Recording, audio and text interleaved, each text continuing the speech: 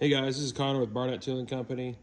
We've had some questions about some of the products that we've started releasing here recently.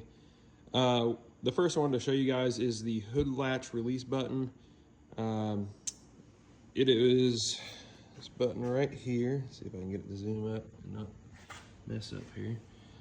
It's right here. This is actually the first iteration one, so the new ones are a little bit longer, so they go in a little easier. Push it in. Allows you to open your hood, no problems. What it does is you can see it right here. Get the focus. Yeah.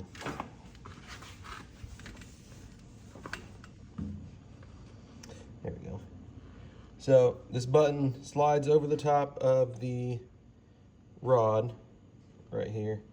This OEM emblem gets bored out a little bit with a letter M drill bit. It allows it to ride inside of that, and it slides over the top of this push rod, which then opens your hood.